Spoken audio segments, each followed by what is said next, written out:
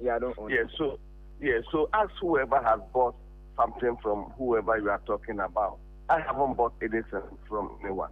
Yeah, I understand you, but honorable, we also understand that the Nigerians do supply Ghana gas for the power of our thermal plant. Then ask Ghana Gas. If they supply Ghana Gas, why don't you ask Ghana Gas? I thought, are you happy to be the Minister of Power? You may have all this. Excuse me, at your station, do you know everything that happens at your station? Or does your chief executive control everything that happens at your station? I know, but this issues, I think, is very serious that if you know, I will not be surprised. So find out who buys from them and ask the person which organization buys from them. So since the news broke, have you found out from the Ghana Gas? I'm saying that I am not aware, gentlemen. He Thank was you, just saying Ghana Gas buys. So ask Ghana Gas or whichever organization buys from them. Anyway, we are also reading from the newspaper that you are going to announce the doom show end soon, according to the president. When is it going to happen, Honorable? Have I said that? No. Have you heard that from my mouth? The president said that, and he. So why don't you ask him? Am I his spokesman?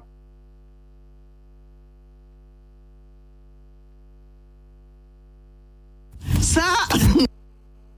Honorable Amin Salif. I would like to thank the President, His Excellency, for the wonderful speech of the nation, of the State of the Nation address he has delivered on the 25th of the 2nd, 25th of February 2014.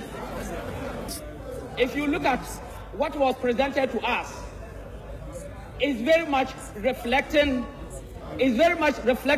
on what the situation of the nation is at the moment.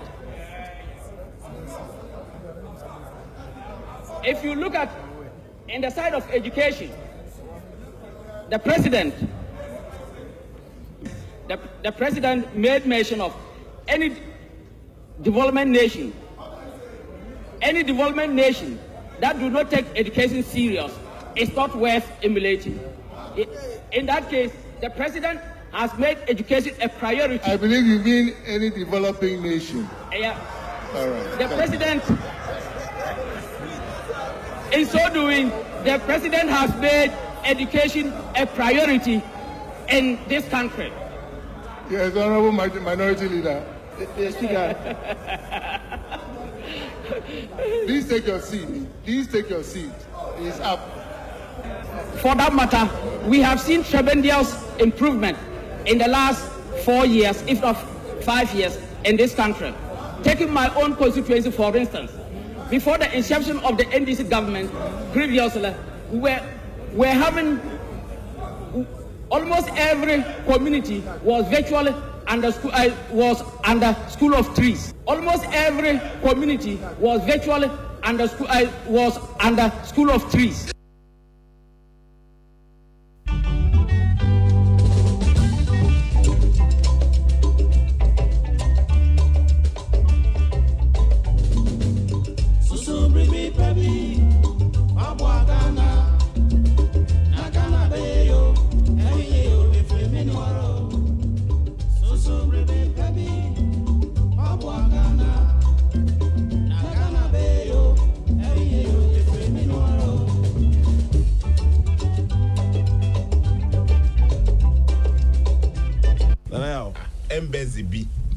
Embassy B, Ebeche car. Embassy bay.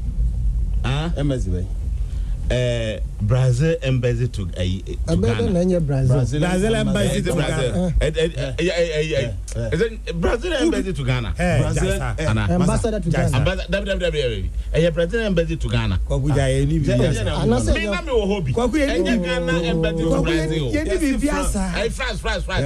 France embassy to Ghana. French ambassador. French ambassador report to Hono. Me grandma send the message I catch them say, and that's an etie. Your ambassador to but any embassy to ambassador to Ghana. France ambassador to Ghana.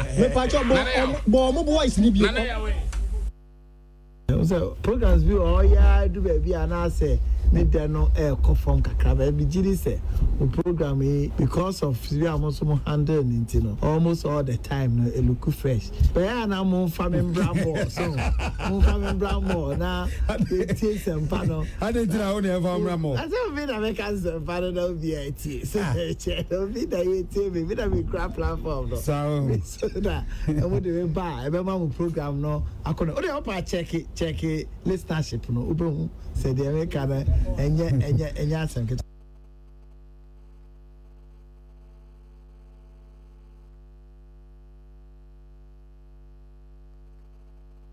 Festival Kofi Akpalu. Is opposition here then? Maybe so say LPG no matter so. Enya jiso no. Me say opposition or party no say. A means of identification we will end up disenfranchising most of our people. Disenfranchising most of our people. It's a secret. And so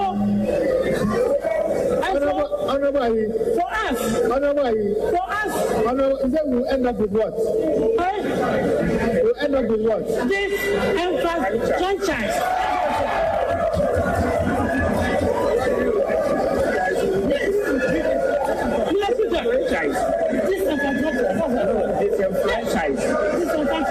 Honorable members, order. Honorable members, order. So that we will not disenfranchise of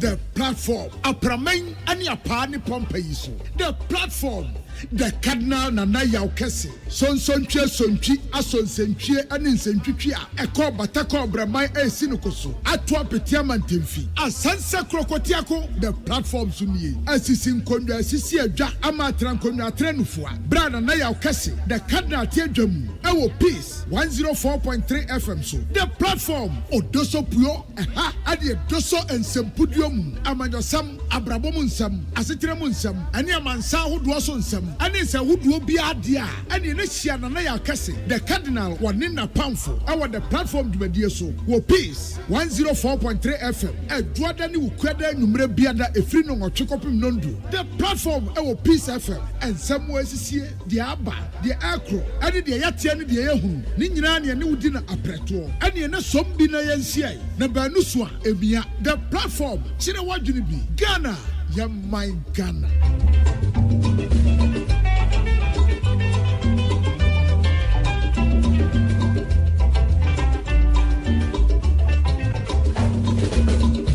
ya sase batana ya mieshra no da wamanu ni ma penyi nala na wamanodo ya sase batana empe oku eji ahobu eni Awuzafo ema munyina adwo enenso so nyame adom adwoada bia yate nkwam yate ase ene eyosana anase August busumi de toso edu ensia ewo afimpinu ene aduonu baako emu yero yankopon asese enenso so ode acheyen na yeshia o the platform dwumadie so nim say the platform ye de bro dwoada ene ukuada bia bra na ngotwe kase ebo no akọ na wiye Efreme nana ya okese ubetimi afreme the cardinal me ena me di ho chia me Isaac Odro Patricia Sefa Fisher Emmanuel Atiemo ena Prince Bafo Asamoah Samuel Apia ena Elizabeth Ejin ena Faye Pretty Joyce omo ena hihye na me di ho chia me ya transise ya na garanti ena ya transe na ewo platform dwuadie so no ensem wo ho ankasa ensam wo ho pa a ye de bremo atiemo nko a ba ha mete kasa o background atiemo nko a akwa na friend fo a onfa no so anyway enti anwumre ye ba badwendwen Ghana eho na ene nkomo eda pronso ne se aba we ba ye no okofa adwumadie bi a ye frɛ no planting for food and jobs and na chode rearing for food and job eka ho e je se ye dua ne enya bia die enya nnwuma wom na yakoto obi enya sika no yesen ayen moa eno so awibi na yaton obi so enya emusika na ade ba kwa na eye pillar ewo planting for food and jobs imu any fertilizer oya asase ye say akuafo obosudwe tire say oya asase ye no fertilizer no ebi ni ho omo supply no se chese aban de omo ka won fesika na ma wo omo eti omo nyesika enom de akwa akokra biom na de ndifo kire se na niam asikron ahwe yi a afia ye besimu yi aduane ho beye na aduane ho beye na pa ewo Ghana ha sei eno eye nkomo a enwumre yi ye ba betena se na ya twetwe ahwe senia ye beto ato adwen afa akwa kosie na ni nyina nam so ama Ghana ediye sanse Ghana ediye Ghana ekoso a nyina ye ho betoyen na afi obia soso ne esi nani so no ne nsa aka eno ene ye ba bedwendwe ho ene enwumre yi na ye bedwendwe ho die na eye the platform dwumadie no I don't know na mewo menua ba ko ha sei wo ye MPP de hye na your friend Armstrong AJ Kwache Armstrong AJ Kwache eye MPP de hye na ono se ohwe niemam hwetakra mu din a enche party bebie kwan se obi a opedi bre bia no bra be fa krata no no de nyame ya adom na so mo bo pe obekwa akofa ne krata ko national organizer Armstrong so ohwe na ho odin a eho ena wo de Armstrong gidi se ono ena ese so okoye national organizer ena be twe nkomo na nwumre na afedi aka so ye de atoa so amamo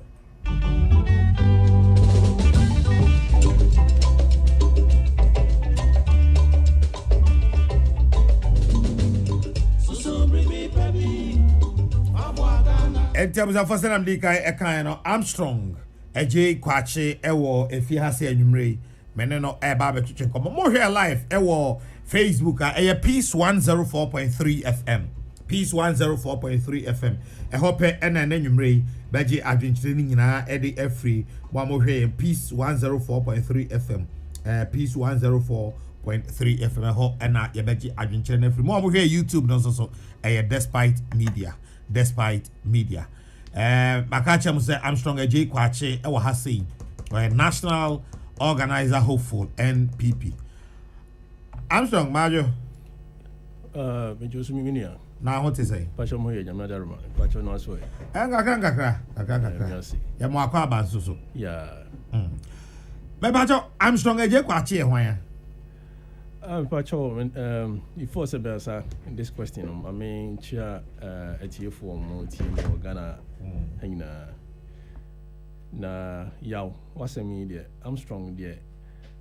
Say, Armstrong, I'll answer this question in two folds. For instance, politically, and if it's professionally. Politically, no. So, me MPP achi for 28 years ni.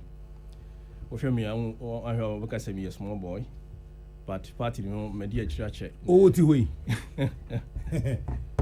Oh ti hoi. That was in 1993. And 95 no minya selected me as part of the people on first ever training year for polling agents training program in 95. Me selected me because now party no media I was committed to the cause of the party and I was selecting me no house to house and I mobilize the amount for to register for the first ever voter registration year in 95 until 96 selecting me say me a polling agent I want me share constituency me share say achemu to say more south. And in the 2000 so me call a polling agent and 204 I mean me to call kakra na me buy be a polling agent so 204 now since then I've been still now I've been a member of the UK branch and I'm a Menshia South member now my committee myself to the party for all these years now last year abane to me the mushemu ye I want me Chrome Kwabre East and mention South. Basically, I say me call some party agents maybe T-shirt and so forth. And then I make a campaign so on Facebook yeah. Now, it's a party for me brain. Don't wanna end me because me need visibility. I've not been on radio stations and TV stations and I say from but you see me say me yim hodi na ma for whom say me so more system nim na they make us me no metimi aye. Professionally, you know. Professionally, yeah. I've been in the IT field for the last for more than 10 years. Okay. And I'm a consultant, IT SAP consultant, my business development manager, my project manager. Me and Kasame founder some companies, a couple of companies be on my own, and Messiah analyst, business analyst. Now currently, no, me information management specialist. And you know, we share my experience professionally and politically now. I can bring it to bear on only a year be I can bring it to bear on it. Yeah. I see. At the end of more I also be a national organizer of MPP. I said I'm Mexicano. Say party me dear church. Na me who say national organizer position. Say me party a Juma or constituency level be I say me constituency organizer. And I say regional youth organizer, and I say regional organizer pen. But Moon say Juma no, and yet Juma a broom so meeting me aye. Because say me party nature chair, na minim party, no say the party is it here, na me top party, na me say my experience and me war me nya over the years, no. Meeting me to bring it to bear on the job. Nah, I'm on for many party voting come from across the country. What they tell me is many of them, no. I say, you man kwe kakra no. We are now one or two issues being, you know, or many regional executive and I say constituency executive and I say national executive and I say will be our governmental level. One on term and you're fine. But I don't know who say may you be human relations you're good and may have the capacity and ability to do your job. So. Now, in here will be where you're able to speak to the hearts and minds of the people, or improve the profile of the MPP in the nooks and crannies of this country. I see. Armstrong, I was first about the platform. A penny, I mean, no, I can say a friend of Armstrong, AJ Kwache, or say that be a Unyakwaya or Baba some MPP. Say ono enoye don frefo o hwe party o ho sesi ya na mukuta mrahye bedwam konwa 169 koko wiase ya moko 137 dien na Armstrong yame ya wado na obeye party organizer obeye no soronko obeye soronko e dia ma MPP ya ebema mo be akono ana mo be hwam e wodom anim. Okay, me da say yeah. Ne tin say wo hwe abana yeto ye na say dem say can say you lose many seats. You lose about 37 seats or so. So, I mean who say seats ne lose ye no.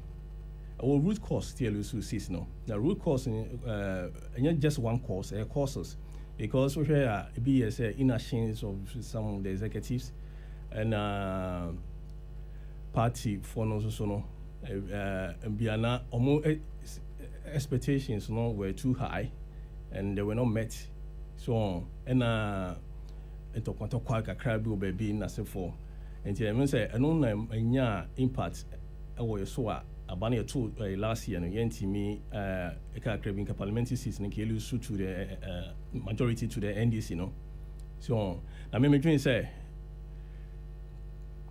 yes say yada adwumane hyeme sa nyame adom na se bie campaign de adwumane hyeme sa se menya one may mobilize amanfo mobilize the various wings of the party, you know, women's wing ne Nasara youth wing in Nasafom. I will mobilize them now make sure say your footprint and profile I improve and also I call the nooks and crannies of this country. Now I'm disappointed no somehow I'm disappointed no. Ebetimi aka pekasa debi achire wo mo say encourage there. So now kutam na emre nyanso mutam ne nyanso mutam beso. Yes, emre friends apart for can say it's better to be a messenger in a party in a ruling party than to be a general secretary of a party in opposition. And no matter the situation, Mr. Amon for say omunya butre na omon kwaso en some party no omon to munsi ho na edenya omoso time ebeso na government no so is already putting in place measures o make sure say obema amanfo nya adwuma ye na omon pe scholarship so no ometimanya say ohwe scholarship plan e decentralizing no so and you know what district be abetima call we school now pe scholarship abetima call district one can apply they can give you who qualify abetima the amount so and na messaging say party no so no one, and you may be one more or see a year to put in place the Bay between 2024 election because any easy task. I don't be winning 2024. We have a 7 pa, and you embrace every winning abano. The betting are winning more. Now, the betting are winning the betting and your my be so. So the mention. Okay. Also, put two measures in place. You say, okay. So, I'm not saying that I'm mamma. And I'm a winning national organizer position on a CB campaign. I'm a contest. I'm a winner. Remember, I'm putting in place and he said, when we say party for no, sometimes no, we want to apply for job. Now, because of certain skills and independent, na you no independent in farmer. Because in this day and age, you need to have certain skills before you can get some jobs. And training program is a leadership, ICT. And no saying so, meet my provider for the party people. So very party for be. Party for no, and they say delegates in any party for more constituencies no. So and you'll be interested in say obey IT program and answer visa. So but we selecting for when you move profiles now so you can say these are the programs leadership, research, ICT. So which programs are we interested no? Which I'm a facilitator. No, you train them more. Especially all your IT training program more. We say training a bit more months and juma. And now say, I don't want to say be regional offices be for digital marketing. Now, so young party in your ma. But my employ these people to work there as well. MPP abetra abem envie no muni. Mama de mate say. And equally ya modi modie on metimaka say modi mo wani mo bebre esin NDC for betina so 8 years no. Now we shemo I will take us back to friend is saying since from 1992 NDC but now so I say PNDC for 11 years, NDC by for 8 years, MPP by for 8 years. First MPP which was 2001 to 2009. Now I'll show you performance at the time now. You bet J power no 201 no. Now inflation was 44% at the time. So interest rates was hovering around 35 to 45%. Inflation if I say city no depreciated by 25% to January 2009. That's January 2001. Sorry. Now sure. So what you chrome say inflation ecostro. Now interest rate ecostro. So na city no so lose ne value. So interest rate e form e ma banks ni mass ni team loans e ma amount for your business no mutimi expand your businesses and obi a only business no mutimi ko gi loan soft loan no dey be any business employ for people to work. So now you buy for the last 5 years in it. I can tell you say Osha only say COVID-19 see you know last year now a mark economy a contract you know at by the second quarter of last year now contract where the GDP growth rate you know was 1.1%. So by the third and fourth quarter no to the this year no the last time I released an original budget no the real GDP growth rate, 3.1, and a project say it drew 5.3%. Now inflation is so about single digit, 7.8. So inflation back for more. Well, that means inflation at the end of July at 9.3 or so. 9.3. Sure. Thank you. It's about for and inflation back for more. Someone say the prices of goods and services, a buffer man I say is stable. So I mention interest rate is so for more. We a business person, you can with my bank or loan interest rate in therefore. Now interest rate as a June 21%. So I mention and you know Emma amount 14 loan to expand their businesses and also to open new businesses. And I see it also it may stabilize here. We a business person now import money from outside. Which mean a planet for long term. So and when now put this car in purpose pockets and also a man amount for edumaye. So now aside from all the annual way now so no. Ministry of Agriculture say now we cancel planting for food and jobs no. What me say the program was to create food security and produce the raw materials to feed the agro industries while creating jobs in the process now. And the one we deliver also to improve seeds, fertilizers, and also extension officers must send them to the smallholders farmers. So now the benefits now from this program, especially they were able to mobilize 600,000 smallholder farmers. They help them with fertilizers and that's for. And almost with extension officers. So we show more farms now more. Now we know I improve amount for lives. I discuss about farmers, smallholder farmers in Potom. Now show the value chain of this Ukraine. The main focus of this is focus on rice, maize, sorghum, and selective vegetables. You know, brave. It look me say agriculture and the government is doing quite well there. So the Manipa smallholder farmers, there's 600,000. One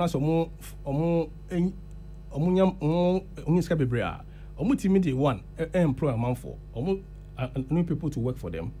And two, families now they have more disposable income to spend on other things, goods and services. So they mention. And I will share the Ministry of Trade and Industries also. 1D, 1F is a creative 150,000 indirect and direct and indirect jobs.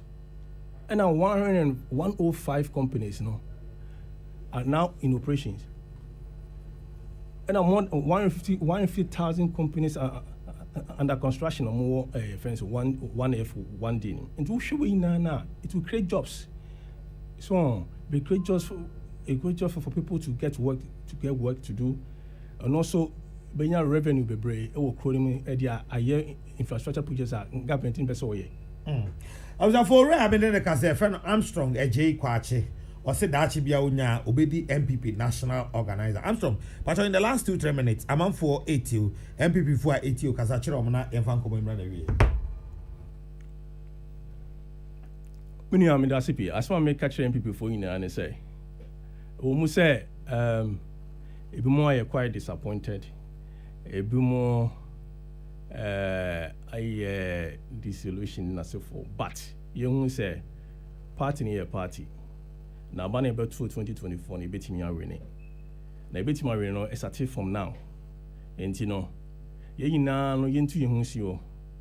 Na yanga se obi a wa ha ye bia, obi a wati yen, waka yen na wodi di atem bia no ye fa nche.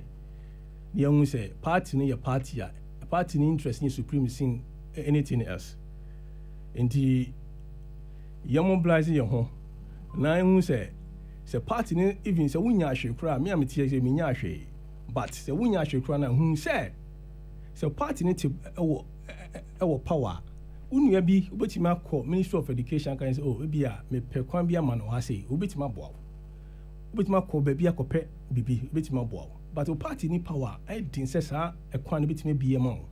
The message say omo sometimes no I'm say the expectations na ye too high but yen man rafun kakra na enye abanin ni support aban no na yen fa message say abano nyoma kromia but na yenko kancha manfo omomoto abano say omuntoma yemra omuntoma yenwene biem for 2024 na see ya nwene a one situation a 208 no see the see and you lose abano and this for 8 years no mbe se nyoma kofo president kofo ye na yempesa situation in biem enti no omo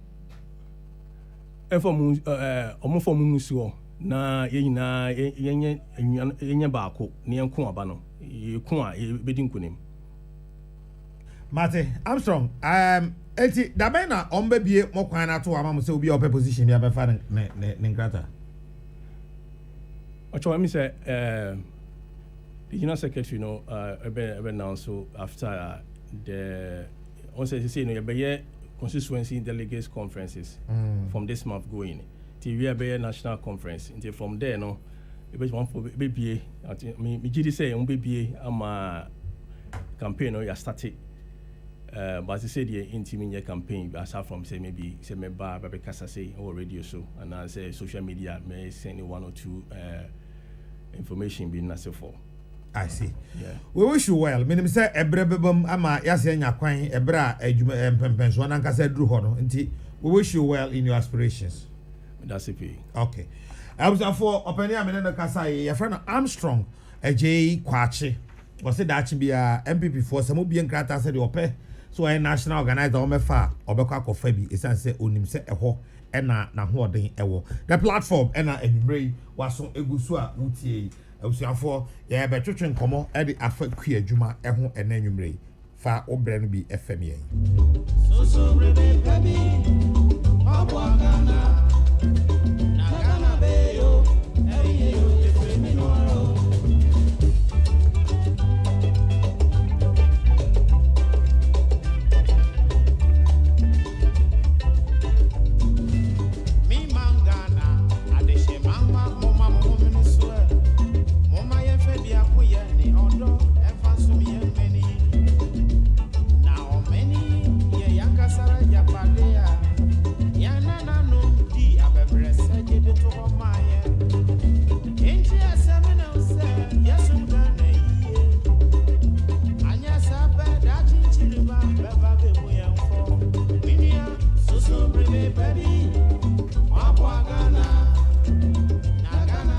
enti enya wie Armstrong ide na chese ekwan mu atene a esese nkobo bia ewo ho no ye de etoa moso na enanwumrei makase ye bedi nkomo na nkomo ditiro no efa kuadwuma eho aba we na de planting for food and jobs ebaye se be ya ebedua nuane ye benya bi adie na ye benya bi akwakoton ewo amanone enwumrei DJ Rock binia DJ Rock ene mo amutie wo esukitwa radio ewo UK nyina ya mamwadwo sanso ena abawa radio UK ena afi brainy radio ano so ewo Manchester ya mamu nyina adwo affiliate stations amutie nyina ya mamwadwo MPP abani team po ma ode sa planting for food and jobs no ba ene se na ohwe se akuafo eni beji kuadwuma no ho wodo ho ahyem yie na afi wadua enuaba be mo nkwan na no ba ya be mo nkwan ama watimi ya edi bia kwa dwama so akwakoton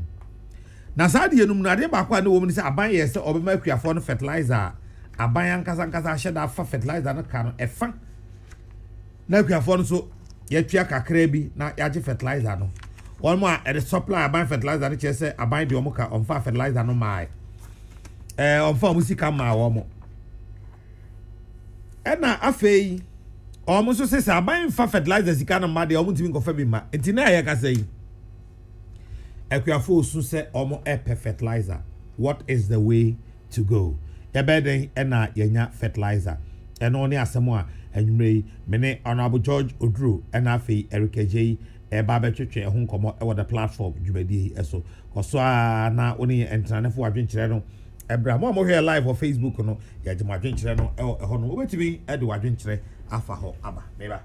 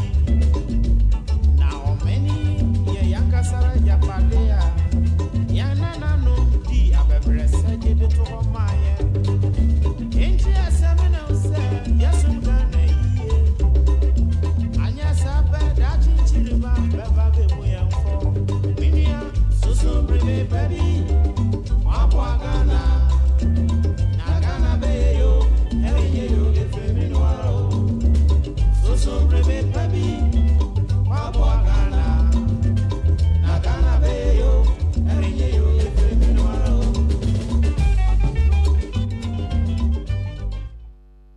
It is an Amdika Ekan, Honorable George Odru.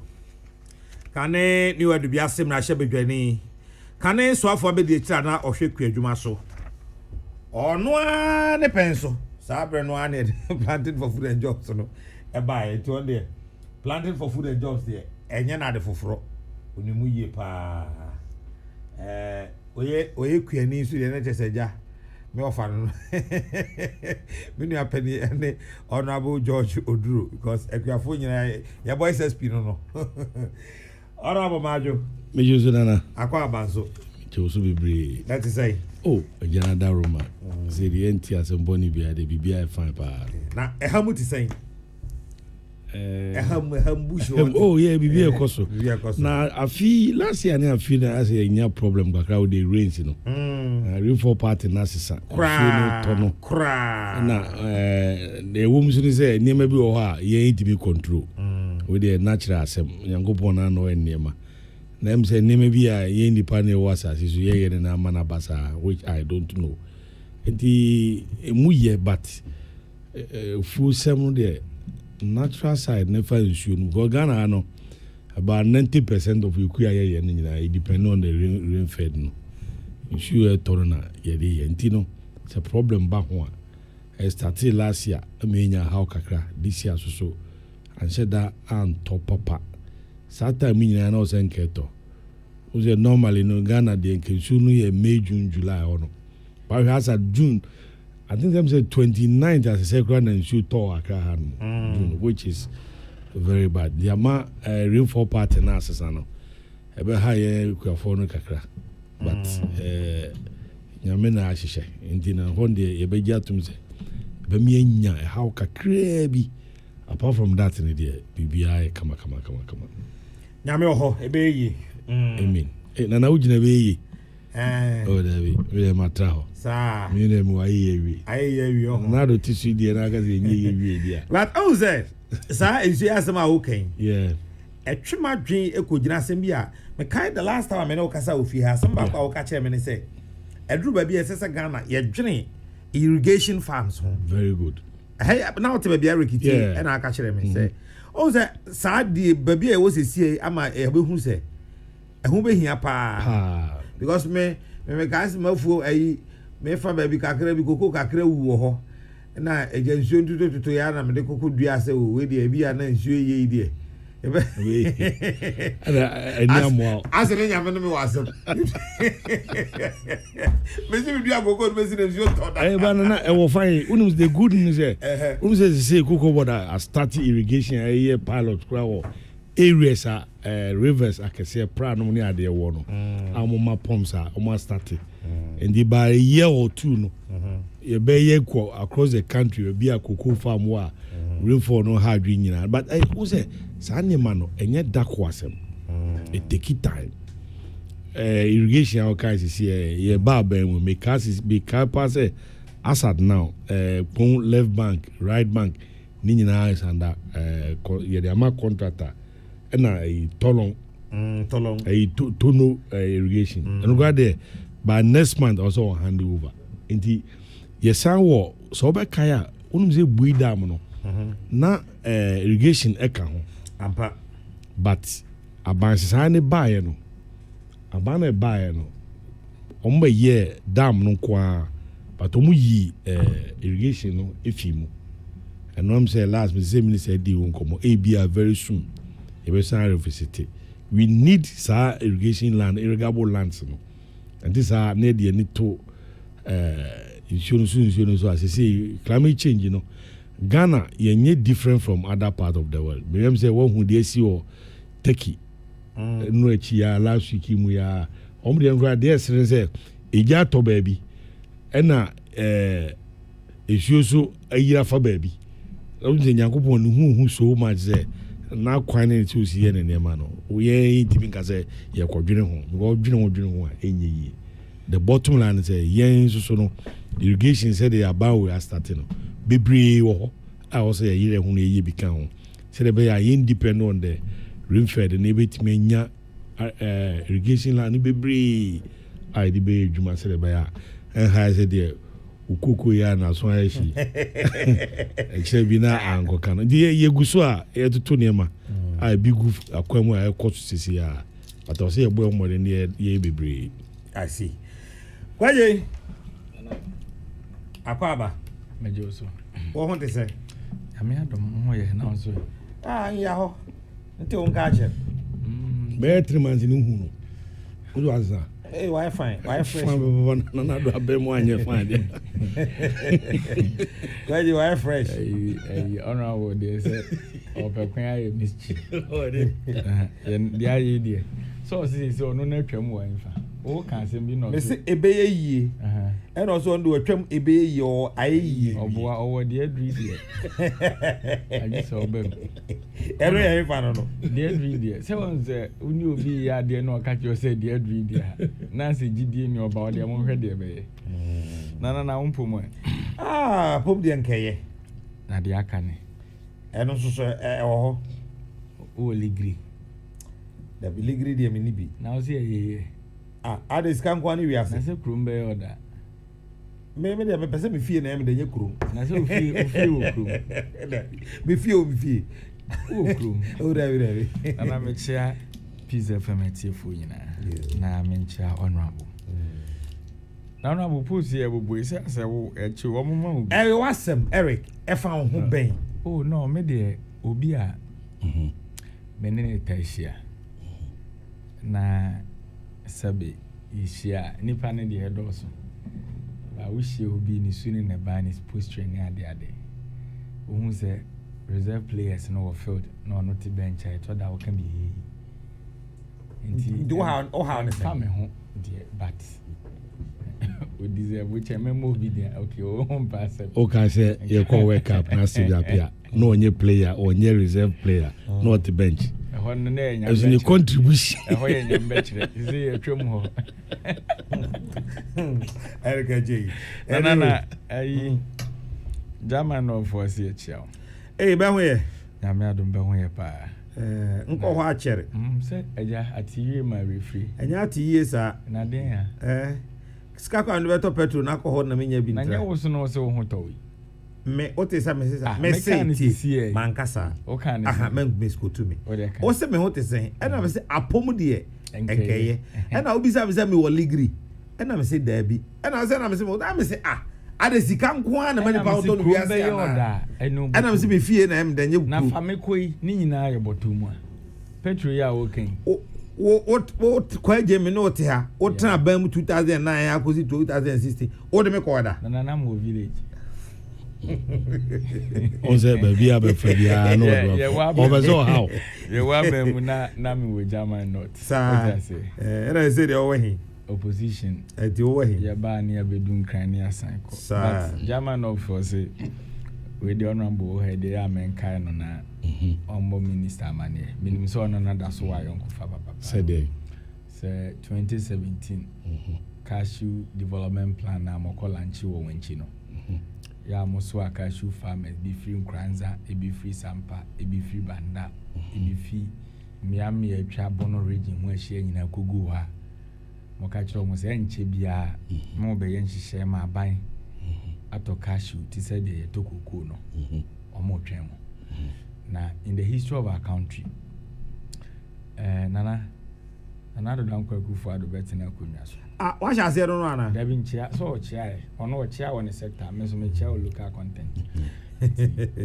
nana do betina konwa so be mfie no ma yakoi e the west season cashew farmers na nya price e wo from the west because that's a 2016 if you konwa so no na ye nto a kilo of cashew below 6 Ghana cedis but an 8 me could do 1 cedi 50 pesos continuously. So we are begging them. And I remember in 2015, our Miami hometown, there were Fashebi idea a friend is Suma Kwantukesi. That day, representative of Fimi Party, the then Deputy Regional Minister, ura Samuel Justice J na meka entourage no bi eno na na rodan kwa kufu ado hankasa ne bae na all kasa wo mikro mu no onim se ye cash wakua for ho na ogina share bokese a o ka kire mo se e ne flagship policy in the aban there o kan asem na o kasa dey be your flagship a o ntwen wo second term within your first term na no there was all put measures in place in the cashew families are what time districts omo banda omo wenchi omo Nkranza north and south omo Doma east and west Doma central ne dia aka nyina ase yesre nanado wo de se onim se obo hye no wo de nanade nim se odobo hye no wabusu yini onim se wontimi ni so a previous prices na kwanya na efa so regulate e mo munya better prices no na wa sign de omako na me waka so afiwe bi me go bi nti okoye ho so de eso kakra o ya me 4 acres NSS status self animation na ye ho no de tie ni se dodo na beko se hwikodo koko no omo ane sign be fi na omo abedo cashew the time koko season no kono na cashew na so backup but all of a sudden afi kura uti koko na beto kura be mpiaka cashew so abonye ndi enim se ekoya na se bai are na auto koko mpiaka na this year watch okay o de ma yamra common David Nana se o kan se o chia me bi me pajo ma nye ne so enkra no o de ma me no se de me munu for e bi so tenkran ndi no say jama south for when chi de no ndi onim de akoso ho ndi na do bono okoko share no se o tenkran dem ze wonim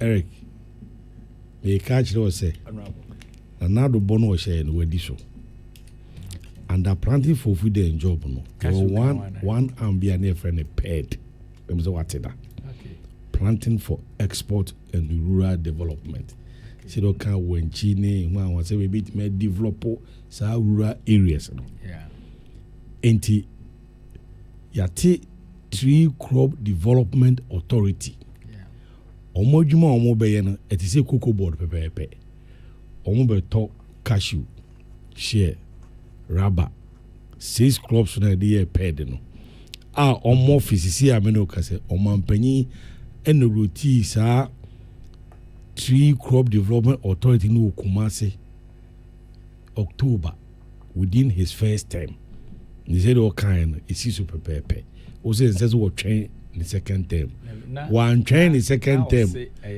and say a flash when I'm going to say planting for food no the one arm a pet planting for export and rural development the CEO of Tree Crop Development Authority Honorable Kwetu yes office former deputy minister former agri deputy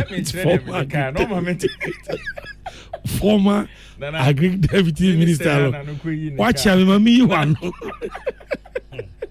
ono and the CEO okay office e wo Kumasi in fact office no kura wo mu no we dey nso ha and the mintimi nkan kese but asie baby kura e wo mantem ya office mu o mo change media se and am say na the woman say cashew sa Tree Crop Development ntina me ka say o fi jama no for south background nko ntonto o nka free omo cashew board association bu some say mpanyefo no ye cashew board mango board sa board mu ye bia 4 what am I problem 4 be ye akrache for abetin crime David be there ade na ba ntie tie maybe interested in agriculture very good na me say sa omo board no and the minister and president tranchen cashew board for mama enipa 4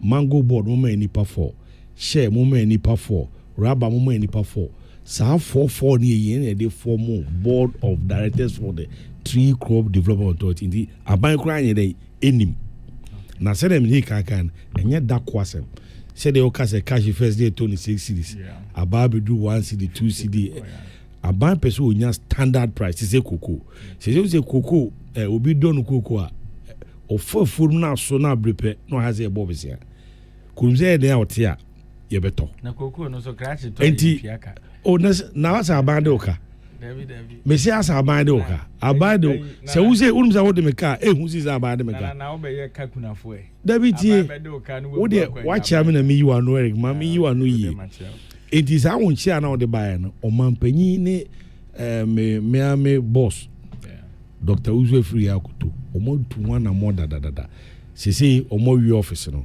what they are going to do BM say board members na buy no on bejeje prices no na ban ahwe no risk na ahwe world market price say cashew no world market say 4 cities no one can so any ever turn be at 3 cities and 2 cities near the 1 city shipment blah blah blah no any standard price amount into omo problem no is about 90% solved into see when your marketing authority ebe take charge amount I'm from that enclave and I know a lot. Now we are aware says how they akoso. Oh I know. Something I may say so catch you say. I don't know guys on mampenyi be share boss flagship program.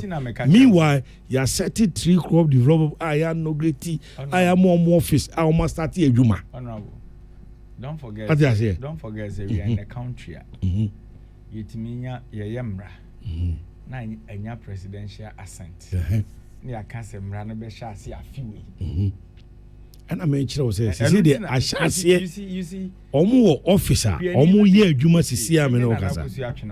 O mi krom suma increase sisi a. E bi oni radio ana wada.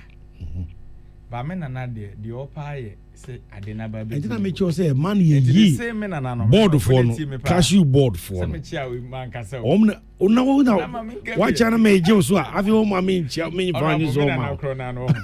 O koku afu wo se hwe adabo krom.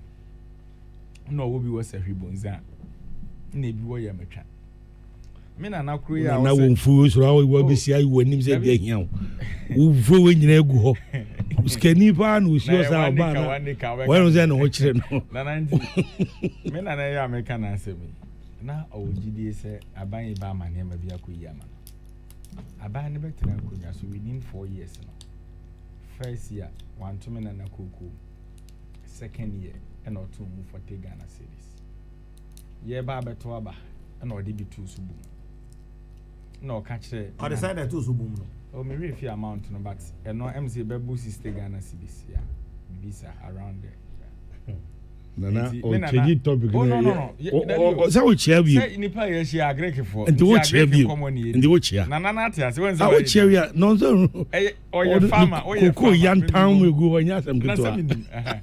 Enti nana me nana koya me kan no onye agidi oto aba owura kufu ado bae no first for what na to aba kufu ado oh say minim the otoma no say Ghana for because the way I see case onye agidi oto aba kufu ado bae to aba wia the obebe bia na de ama no only option whether all right okay we wia wa na no me dey any about the way I see can na me let me fan say me nana to aba man no say na me fan because the president of Ghana enti me so wan kan so to man no oh never ngamengo Kamengo kra ama mbona bam kama fa nana me nana kura making ne koko Akufo-Addo ori Akufo-Addo first 4 years ne bonus kra ne yempia otie me pa me nana kura ya ye kana asemi ni area bi wo ha koko no kra ye tene de koma krache na ada ne boachi bi di onim Eric mame so wano ha Eric mame so wano ha me nana kura ya ye issue no Eric koko isu no koton akrache to ayempia Eric sa issue no honorable Jojo mpacho me ba hwe sa issue no Eric mama yemfa politics into nche ne ye hwe sa asem ni yese wa ko register say wo ye cocoa buying company oto cocoa na aban koji ni sika so de bre PVC atokoko a wo se aban santi se sika ni bi mawo aban bo se na ono akwaje okotua no onti se sika ni bi mawo company na wa register se wo beto koko no na wo nso fa koto okoko na kwadwa ma so kokoton enya homfa asema wo tibi wan fa matibida ewe you see how we run our system entina make say meba ye politicians o de ya wo ye nsentroni bisa ho say aban ni those private individuals and our company no e wo kasubum bia na that is the first question you should ask nka den na beba sa aban akwaji syndicated loan ye mo bi so mo mfa ntokoko na mo complain wo media wo bi sa won say why woni obi ka odaneka Nentiasie. No, you have to agree. The main person John say aban ni omo ne kasoboma. They can never come out and say aban akwaji sika ba o mai. Me pesa obeba na look it say. Meba o aban ni omo won hihye apamo a. E kire say okokwaje besia no ba obema all those companies. E no na make say a problem. Enya ade akufo ado aban na problem. Enya problem because aban bia obi anim say the private sector and a engine of David I'm sure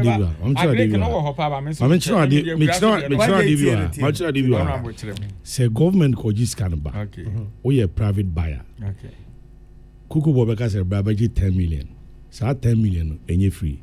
I know you have to provide performance bond. I know guarantee. Okay what you say okay a honor so private buyers no obi o guarantee also already near this kind of man no a problem no enti onu beba be kan wa bonten oba be kan abonten wa bra conditions a ye dia man no so ho oni so hwe recently on za about tampa loan bia Ghana case about tampa you know one of the arm of this industry CB government in atena say monko koji loan na fa ruwa odwumanu sika bia o bank de be mo bia interest no me aban mefa the first can you odwuma up to today ba kokoro ntimi nkwaje mai ade and na say others some banks no mo ye adwuma no so mo say ho so we need what to help them to apply the loan now government amount this opportunity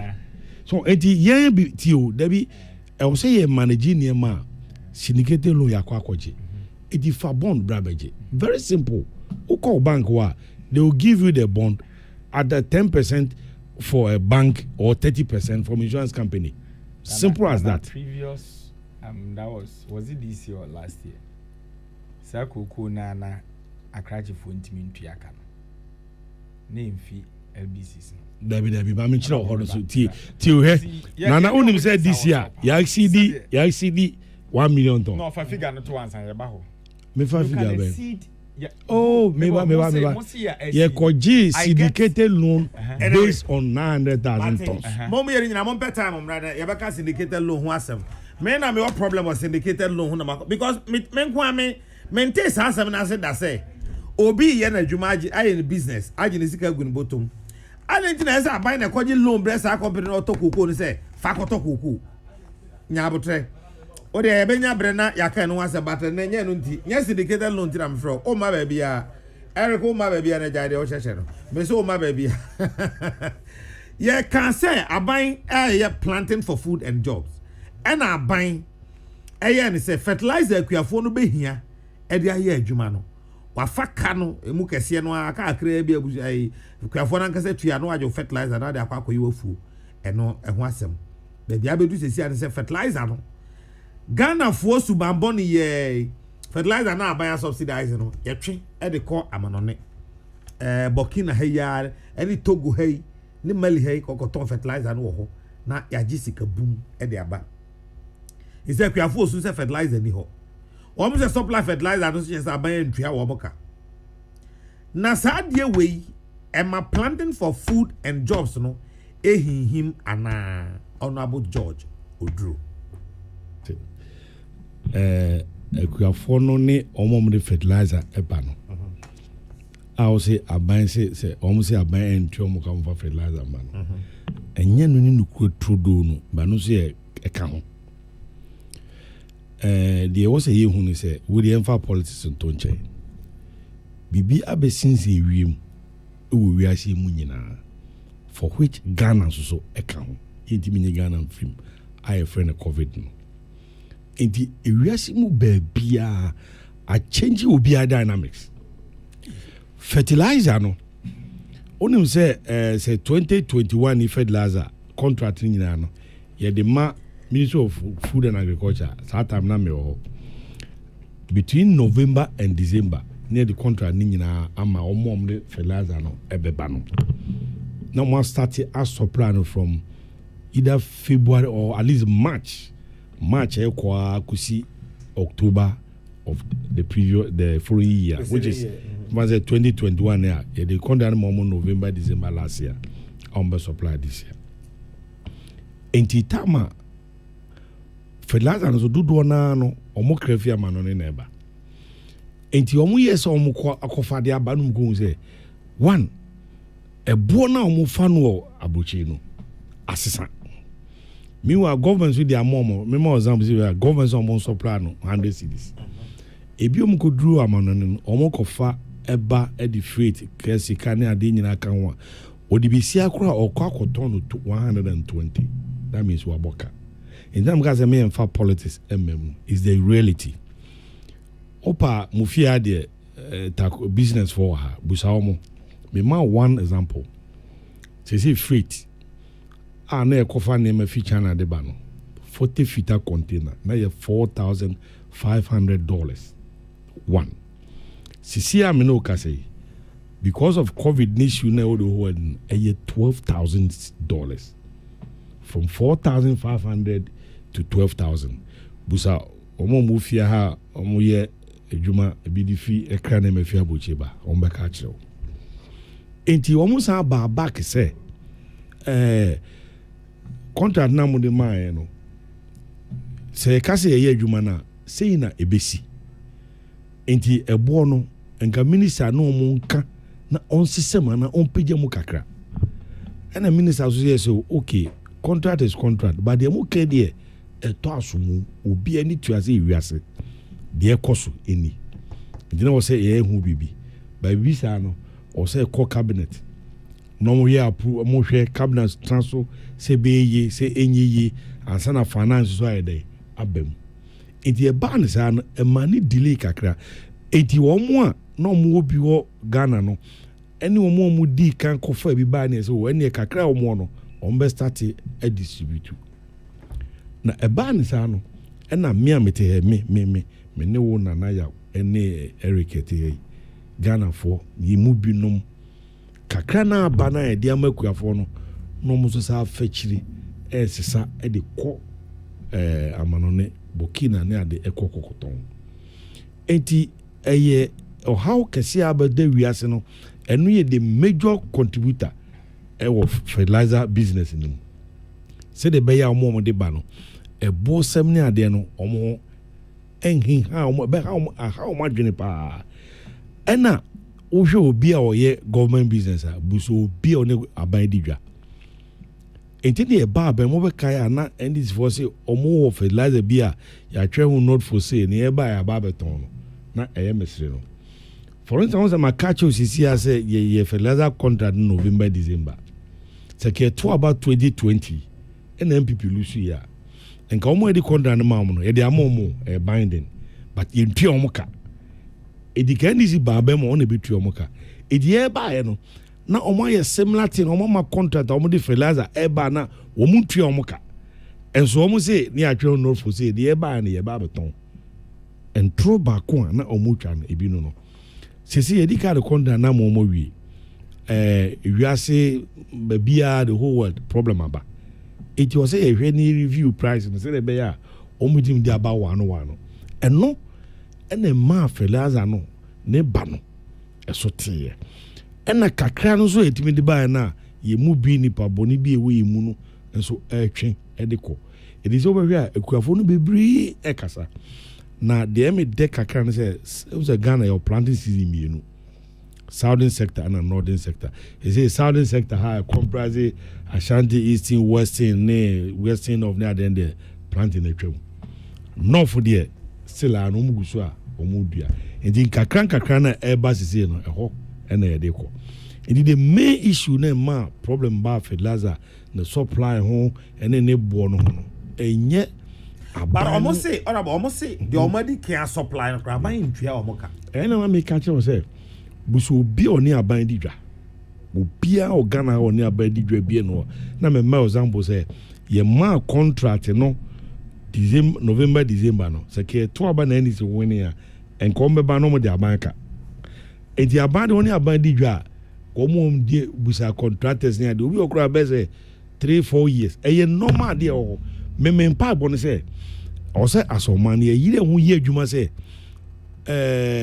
yi Namibia or one of South Africa countries in baako baabi ɔmo yɛ nantwi paa no country no de sɛn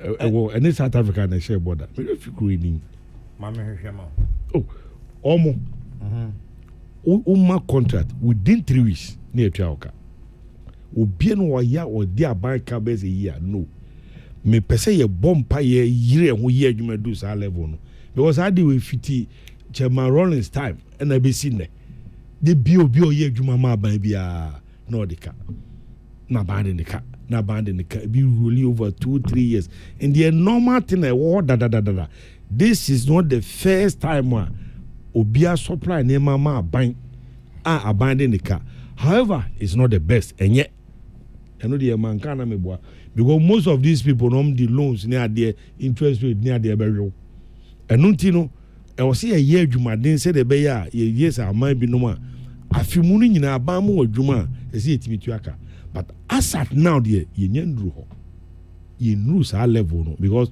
a buying ye sika ame moso fiti Chairman Rollins time ABC nde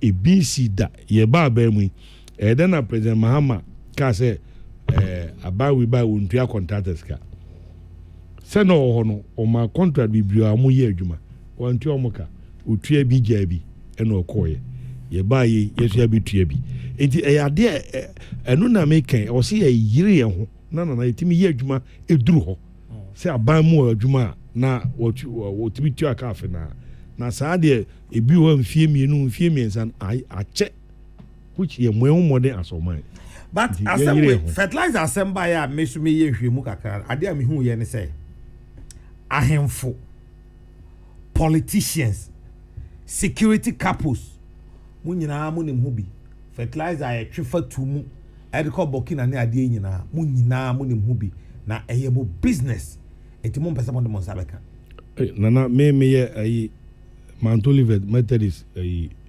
Meko Petron minyam sumudu pa so I know the George Dru and the Honda menko na unim say smogger fertilizer meaning pa na say say every year bia na mo mi so but on way aware say fertilizer na smogger no we aware say national security report was there no oh na yan ye call round say every year bia minister ye told the whole country because 2018 Sisala East minister nko yesu yeni ye nya report no ye buy na ye de bre o na de ana media for ni bi say small gain kra no mo de ba be share minister of agric but also who say small gain na nya minister of agriculture e the security agencies na make kasa say because say me na wo na ye muni pe bi boni bi wo e na ye di say adwuma no fertilizer no ministry say mami mo ne mami ni bi a ye hu 2018 ye hu so almost small gain no 2019 supply the end say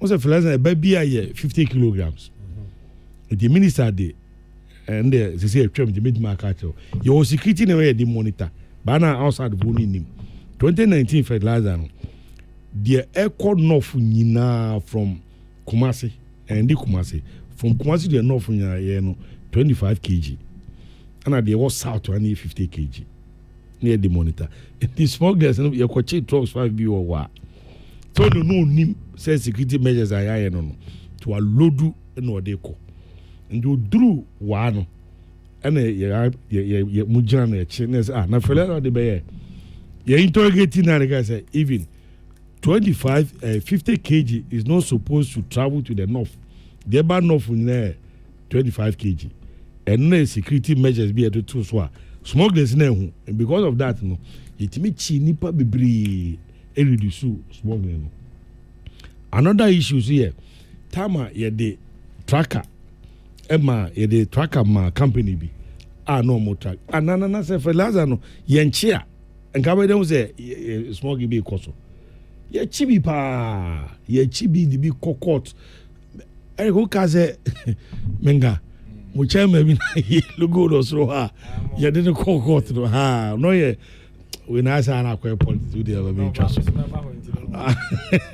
now we NDC branch be chairman ɛna mɔkye no ɛkɔ court na yɛkɔ fa ɔmo nyinaa dɔn back ra police headquarters minimum result ya ɛdi ɛkɔ so yɛkyi bebree ebi so sɛ nipa bɔne deɛ ɔfa plan ɛdi ministry ne de nneɛma bi tutu kɔm ne akyi wɔn sɛ wode fertilizer fees na wode kɔ baabi a ɛwɔ sɛ kɔ regional office ma regional minister ɛndɔɔso ansa na kɔ district a bi a na smokers a na ɔmu nnim ti ehyia wɔ document ne bi ebe ho sɛ aha wodi adu you are not supposed to be here na yɛakyew yɛkyi bebree sɛ yɛnkyi a sɛ nka mbɛda abɔnten sɛ the smoking ne deɛ ɛna nyɛ nnasɛm asɛ nipa bɔne wei mu no dɔɔso hwɛ sɛ na wɔkɔ wode ɛsɛ wodɔ wokɔ north ho farmers no wohwɛ na ɔmo ho soro mu si gyina hɔ na yɛde aban de bibi mma no sɛ ɔmfa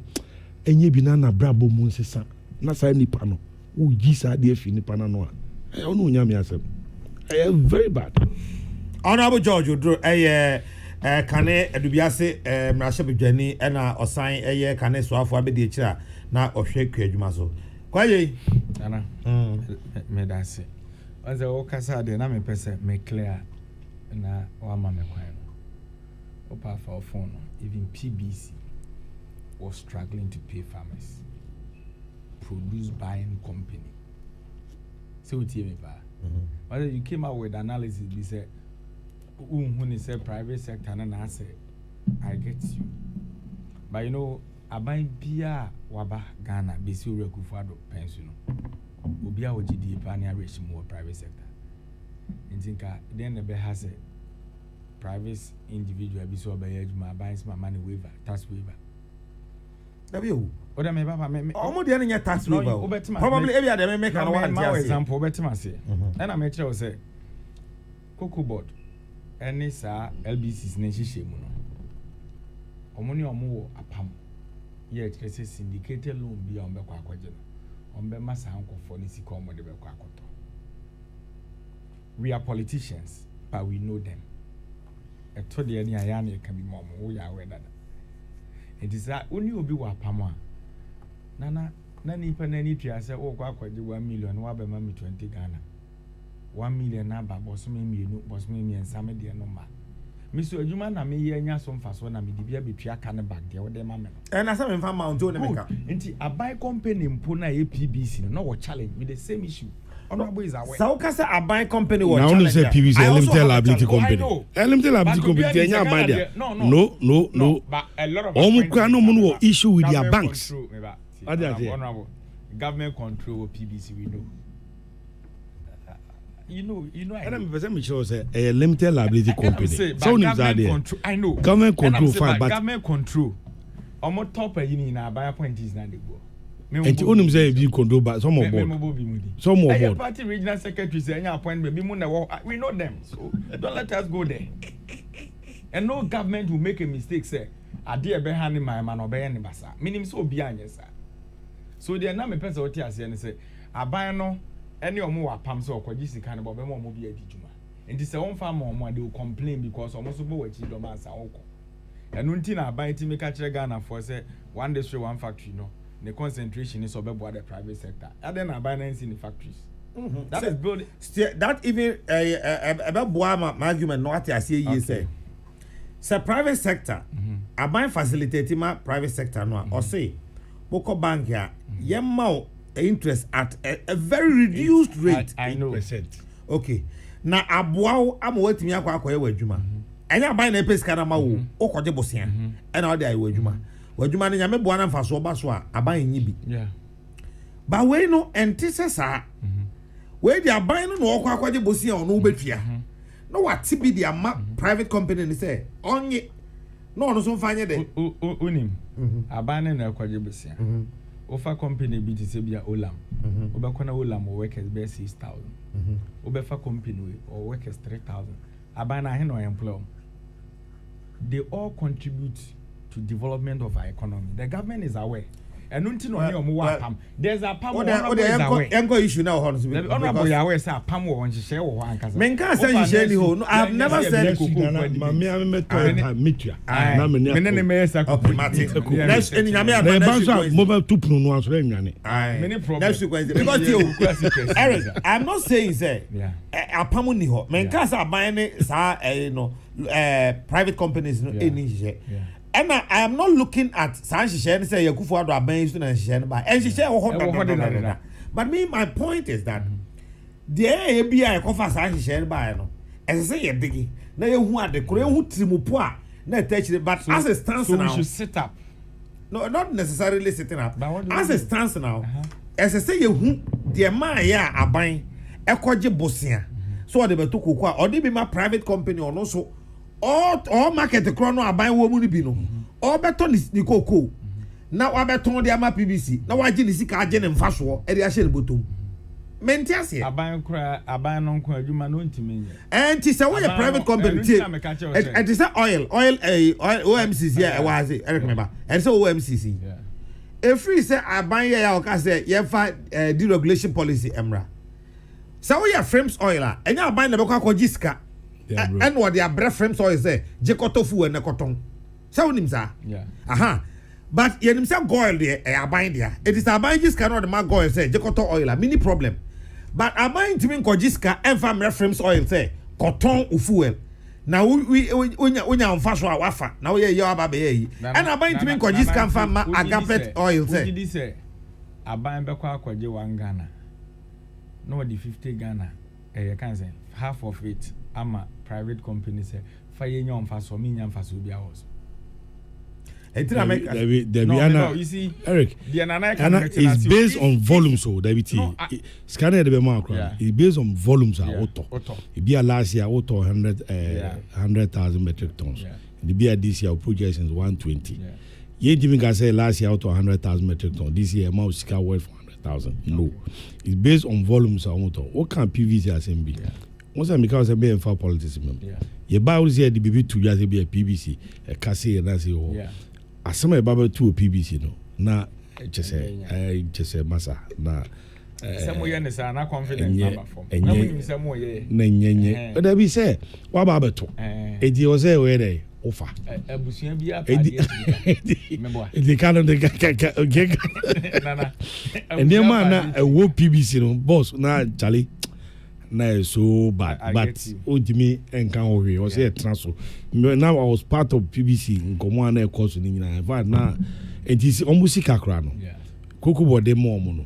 Problem bang, which is a single so. They are more. And never be or you try to manage it, said a bear, we do the leverage for problem here there. Emma. So they manage it. Right. Say you better not say. Near reviewer, I think say it to be the best. Yes. But honorable one say we debate no. What the cocoa no be for planting for food and job. Cocoa. Yes. Okay.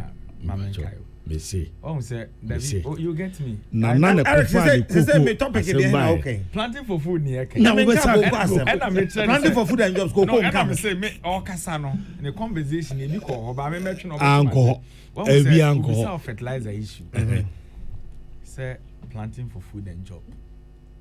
You say the fertilizer ba my dear near baby. Yes.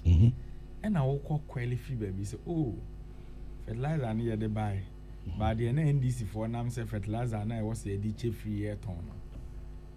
Okay, so okay. Me can say me see. Me see. Ye ba ben mu no titi. Ye ba ben mu no. Mo see fertilizer be actually not for sale. But ye ba na ye. And sector ben na near dem. And na say enu ye cocoa board. But ye fertilizer ye mutu. Yes, and I'm saying ye cocoa board. No, I was talking about say a baby back. But you were.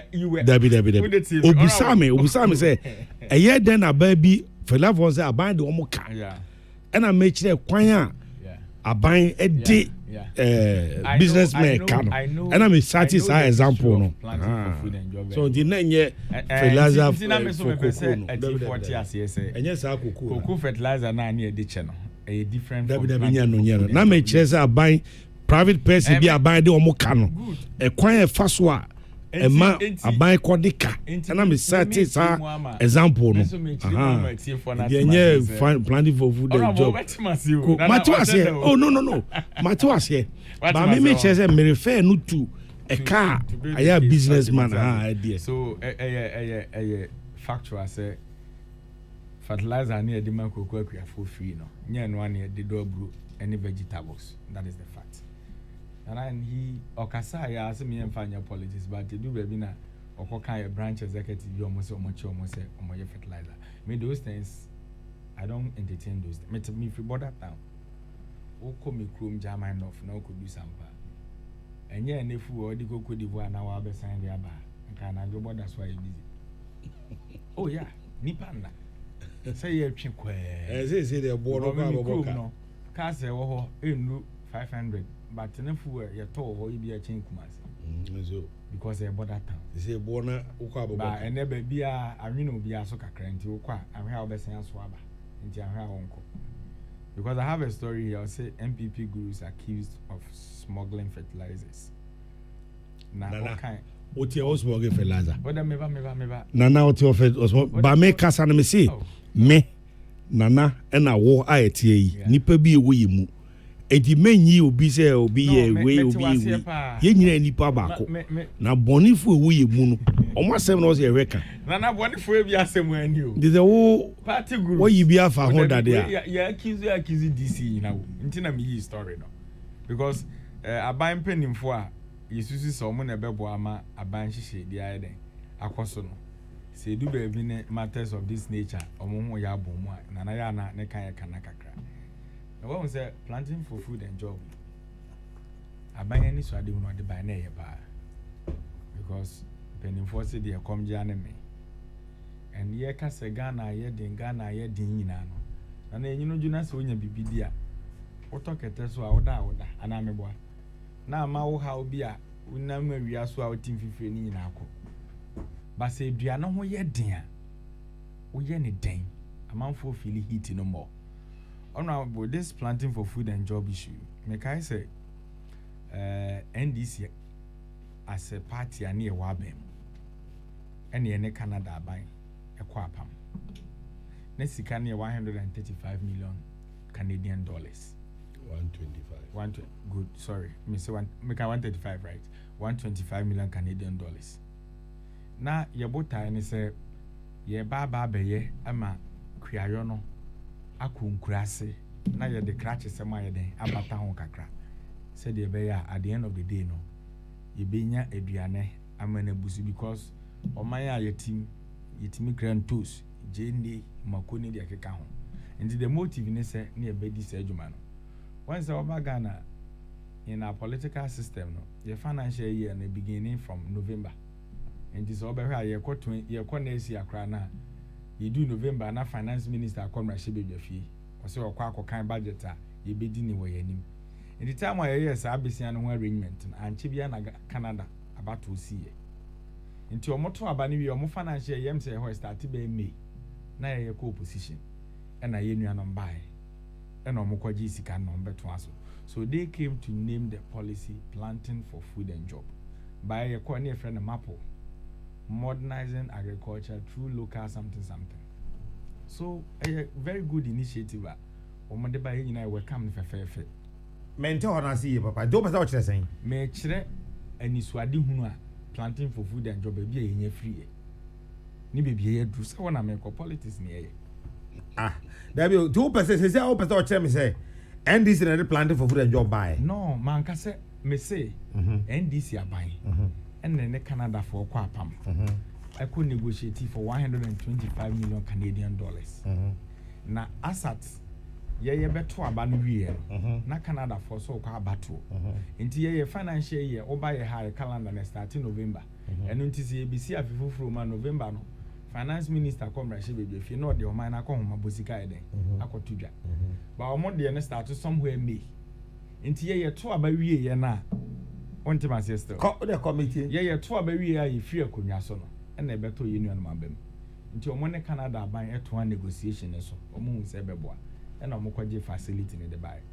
And I make sure say yeah the na policy needing the mapo.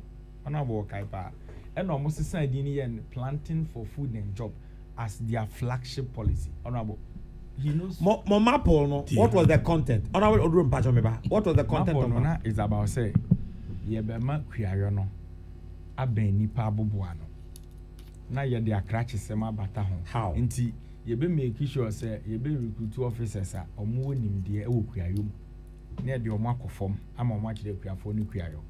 And this time I near Cran Toast, your crab brew, your crab jelly, near between you. So they came with the same agenda, but just say Dino and exercise. So Dino and Sisanka planted for food and job MDC in the buy. No, he's aware saying negotiating for the fun. He's aware, he can't lie. It's not about negotiation for fun. Maybe so say. Oh fun, oh the bed, be queer. It's what you are trying to say. Or you 125 million Canadian dollars near the United say. Planting for food and job, a NDC idea. That is what you are trying to say. Me say, you could secure for that fund. He knows a lot than I do. Omono buy no mobile to fund no more kwajabano. Or mobile no so more flagship policy friend planting for food and job. By the same funds, Mamodo Motos. So governance is a continuous matters and issues. So he's aware. Into Omono buy almost started, you know. Ye na we come policy no very fine. Any car say fertilizer, you better be able to afford, but you pay half of it. On abone 50%. Yeah. Inti oda me bobe oda webam. Inti na na de Ghana fo nyina hwehwe ne se aduane bebu. Me beto na studio ha me kai me ko sunyane ana me ba. That week and our great minister Beka say ena aduane abu. Na body eduru kra na to be 3 Ghana cedis. Na me ba studio Beka say a Greek minister am say planting for food now no they can't small because say body ebu no kind document in here because all kind the policy document for planting for food and job in na kana maize you can say vegetable cereals and then maize one honorable yawe it say body ebu a banche ba and can planting for food and job nti aduane ebu na ye ka say aduane ebu na ye planting for food and job aduane na ebu a e wo say je na ebu e wo say ntesubu e wo say nyadoa mubu e wo say aburubu but me no ka say sisi e sane ma me kan nyina ho akwatwe ene aburu me regional honorable say mentan ko onde on ni media me kopa okodoma is doma central doma west ye ka ga na patemu bebi a ye do aburu pa untumi nka wabra obeyi sapet areas na film because poultry farming business no so ye den ye koso ho pa nti oman a yakogye bosen a ye di bi dua buro ema nkukọ anya bi edi ema nipa anya bi edi na akukọ atukosu ama wanya bi edi ena abura short but still yes a policy ni koyi ona we in 2018 or so fertilizer na hena irai say ni ira na nyame na over 120 million Ghana cedis fertilizer efa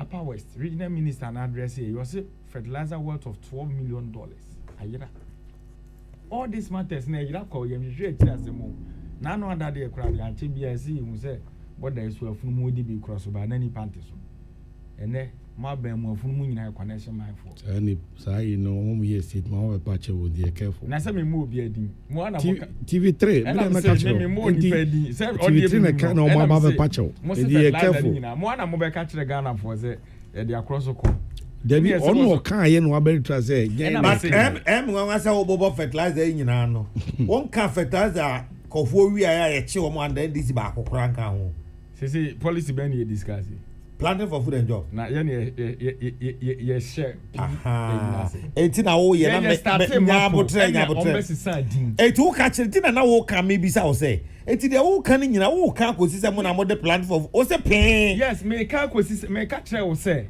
aban me enu no bia ho nkitahudi ya hyase enu we started the process and maybe sa wo say and maybe sa wo say process na mo start here no enu ye planting and food and job na wo say no ana we mo buy na din keke no mbese san no say ye no ade fertilizer no mo start wi aye no mo politicians ya kasa mo bi enu amote sika ben The idea planting for food and job.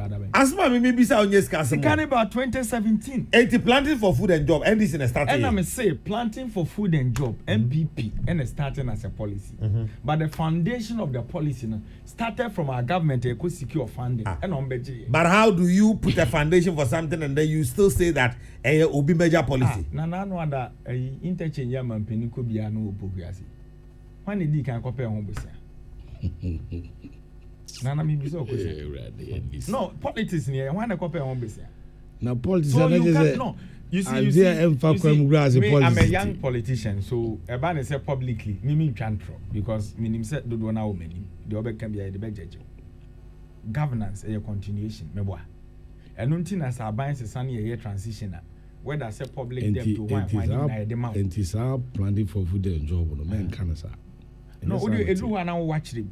Eti nana the American in any say planting for food in some one can find the heading a door super and a burabu and a weebu 2017 yet ha and a moko equals buffer stock mom coco cerebro ye can mosi a buana for phone na check Ghana considerable equals buffer stock mosi a buana a burabu you know ECOWAS one she say a man who do biano or more silus akese or say aduane bu a abroni ade na omoto bi ne store nti say oye ECOWAS member na oho kire na akọ omo a ye ma obi you come and pay back they did so na no other Greek minister say ye kofa green corners and be 600,000 like clearly you could see say policy no more the policy no agu no nothing is working so if indeed policy has a creative job over 2 million jobs na ye nya bro no bi ni abura asa 2016 near ton 170 Ghana no and now me no ka say aburu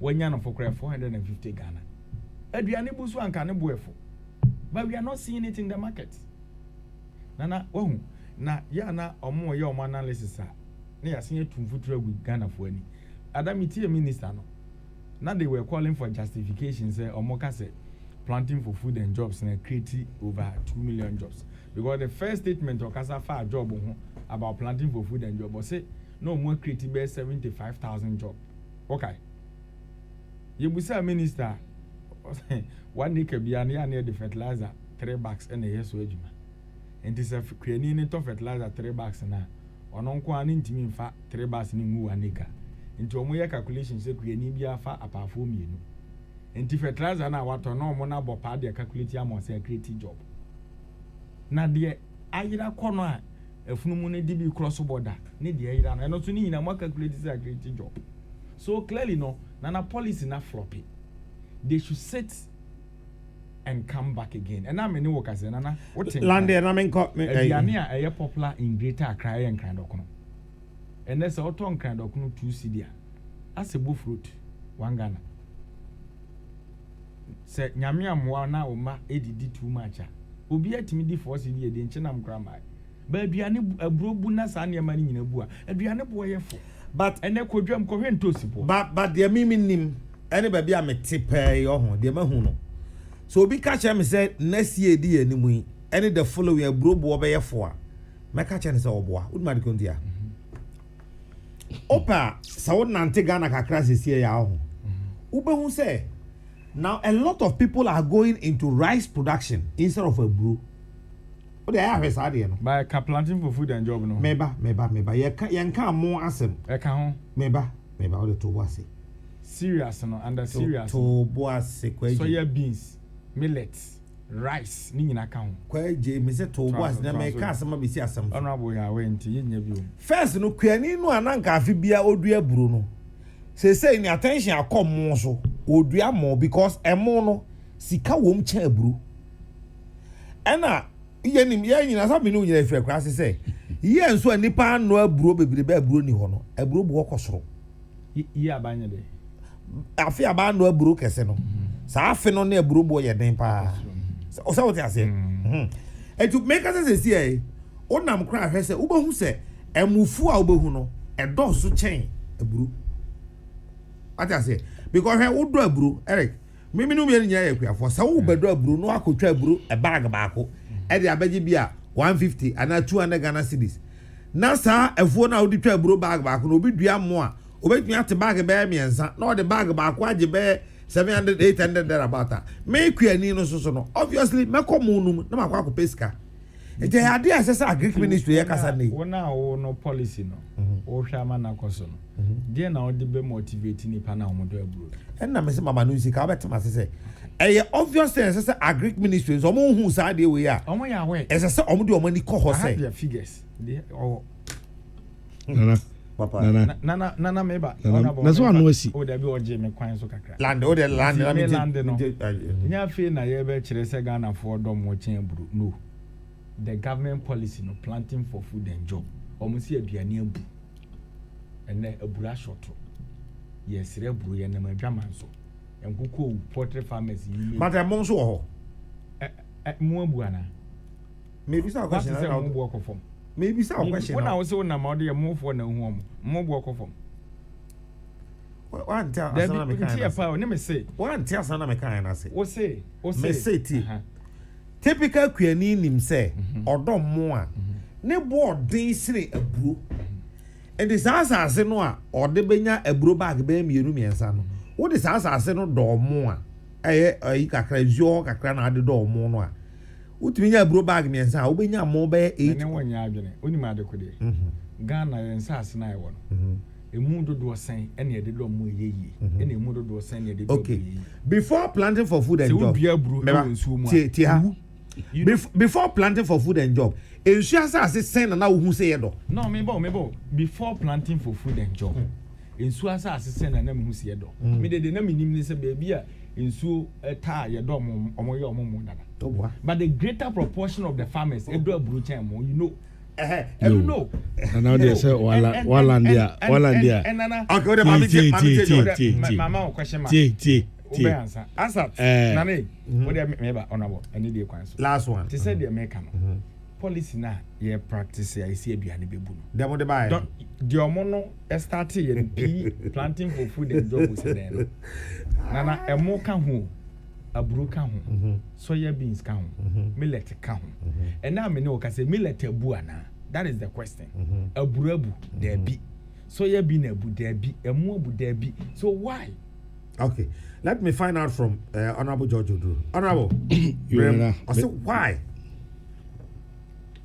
okay yo be that say me dey say all case we a young politician in the ade ayen throw the on capital but waki can same be bribia me won kakra or say planning for food and job no more policy of friend mapo we have the mapo oh yeah we good nana the Canadian agreement no muja to $125,000 $125 million for a period of 5 years. Every year, Biano, the Canadian government and Ghana are $25 million. And I started planning for food and job. Even the first year, fertilizer alone, year was almost 300,000 metric tons. Fertilizer 300,000 metric tons, and yet 25 million is over $100 million. India no there na support keke support in Canada for na year agreement fine they support it. Na koko kan MPP manifesto 2016. Se wo hu sa policy no mu a sa Abraham na be ka kire me. Ade ya hyehyɛ to ene e ba bam ye implement dadada. And then yet 25 million. Na Ghana agri sector 1 year. Are you telling me say 25 million na agri ministry ye dey adwuma? Yeah, share budget. I think agri is always third or fourth. The highest, one of the biggest ministries are almost budget so. Agri can and yet $25 million. It is our Canada $25 million now. Say no nanka. Say no nanka mo ba bemu 2017. Kamu ba be ku ahwe dia. And say Ghana ge yewu. And then yango po ama mo ama. And the peanut kete. Sika ministry di adwuma no. Enye bi ni $25 million no. And we are number 1. Number 2 was say planning for food and job no. Ayi ana say enye ye. Aduane abu ana aduane mbui.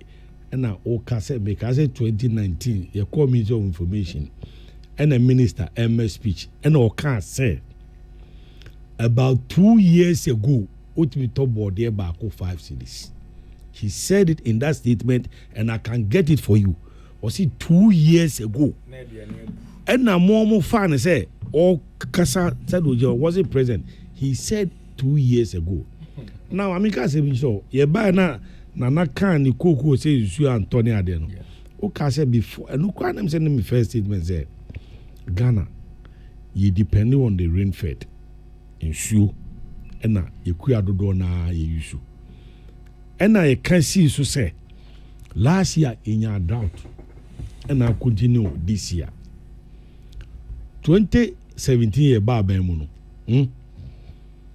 From 2017 up to first quarter of 2018, na a brewer seminar okano. Before a Babem near Krabby figure and a Krabby Brazil, my mom of figures, 2015, the crab grew 113,000 metric tons. 2015. 2016, the crab grew 71,000 metric tons. And at 2017, the crab 40,000 metric tons. 2018, and it stopped. So I have to now wait my check fee port. And ye jai a broker. 2018, young crab brew. 2019 young crab brew. 2020 young crab brew. Meba. Okay. Yeah, sa semino na mo nipo Sami Jenfi. Obeka wo one of the stages we have in Nikushi I say me guys on for documents and my video was say American trade and David a publisher. It was a lie. Okay. So what you say? Me wo documents on pa wo de me na na beka me pay na media bro. ECOWAS ye member so no amenchiro. Sa story no amenchiro. ECOWAS for warehouse wo Ghana ha. Yeah. Wo Tamale. Yeah. Sa warehouse no enya Ghana dia. Yeah. Tamale wo Tamale. By what ECOWAS for there. Na the woman say ECOWAS for buffer stocks. Amu di go o member countries. Na so omu di go warehouse what they say the omu di wo Tamale no. Ana say Cote d'Ivoire no. Omu di aduane no gu ma bi abru a edi omu days bi o ebi edi be 1.5 years a also omu dispose. Na omu di for day egum. And now omu three letter bre Ghana government and I have all those letters. And now they made the bro. And Fabra. From Africa, omu three letter bre Ghana government say omu this talk of a bro a war Tamale warehouse we na time na day a deal. It is ye interested. Just everyone says also chantra, also chantra. And I just say me or me will copy of all these letters. What interested in your kind of fact? Me just say me will letters in go here. Unim and come on try me ministry. Omo try call minister of regional integration. Foreign affairs. Ono mo try letter no call. And na omo de letter no ba ministry. Omo de bre. And say na ye de ma buffer stock. Say ye pa yemfa. Na later ni a replace na check. We need to know all these things. And this all both trim do be a move for policies and tunche. See, I will say a brewer shorty. Medical can say last year you experienced a drought. Now, are there plenty for food? I hear say the nana na kase or who say amount food do more design say plenty for food their job is able to change. Who say Ghana near be near friend traditional seed. They say okwa krasia and money a bruno mudiano. Do bedo na fi we no no yi bi de egu ho. Na afida no de adua. Eno no ebasa eye green enye seed. Udi dua ebe fifi ebe so alright. But embo bebre. It ye ba ni ya change seed no especially rice say seed na obenya be say 6 bags per acre. Se ye mo improve seeds emo dua wutimi nya 18, 20, 25 bags per the same acre. And you realize who say forest belt no Ashanti region, eastern, western, south forest zones no valleys, rice valleys no and no is enough to feed the country. And the agri directors and also and see Bono East they have 69 rice valleys air called discover. Ye kwa ko mo ne mo de bedua mo. It ye target near by 2023 2024. I will say eja mo ekra. Eti ya mo seed and ya mo ka de ti se fertilizer na de kan any treasures any harvesters e dey make akuafo no edo na ma omo interest na akosoro a omo duadua mo no again ebro same thing udua traditional seed na they were getting 4 bags and udua utiminya 10 bags 15 20 depend omo use plant akura we utiminya 30 bags and now we use seed ni omo 2 your batampa your hybrid beba your hybrid enti abromu no and shorty na mui na ewe emui tie meba be kire omu enti saa kade no improve seeds na dey amakuafo no ama omo yield no akosoro now ebro shorty ana ebro wan ide no eno nye ministry no ana me di ka ka jo say yenya drought tie yenya drought o ya aware me ya aware enkata wani emfa politics eme twantro say eye ministry no na for you know am ka say nchiro oboni ka say bi accessibility and affordability enye the same Ghana yewo accessibility aduane na ho but yewo challenge with affordability ebono price na dey e cost poultry farmers say and American get access to maize not affordability and American say talking of accessibility the poultry farmers came to the ministry they said they should start the ministry odi tie o ma men chechiro mu omo di omo problem by ebro no bo na e cost no e mo omo boka into omo be say omo krebi e ba Ghana minister ma 4 companies permit to import 60,000 metric tons of maize into the country. See, what can say na me chiro mu de also me ntwantro when you to be na ucha tie me minister ma 4 companies to import 60,000 metric tons of maize some from Ghana. Ba ko pe food processing company be otema meaning bonidi. Ono pe na tin buy. Omo aka no. Se wo koto international market na de be dru Ghana ha. Now they compare Ghana then and the boy then no mo boka. Nobody was able to bring 1 bag cry. The crisis, you know, enya Ghana nko enya Ghana nko na a bro boy then na aduane boy then. So when the can say me say COVID no affecting him be brave especially freight. Say bro say me come out price we say who import 2 beef China 4,500 he say cost 12,000 and this year sick of bro no bra now we say freight near 4,000 say freight in Gwa they cost 12,000 it would be do up obeboka and I can give you the companies names which are higher on air you can't do that nobody was able to bring except one company or tema Ghana hano TM and I'm say your affordability and accessibility and pay. We have access. The challenge is the pricing, which is going up, and it's all over the world. Opa Fre farmer bi Kenya, Cote d'Ivoire, America.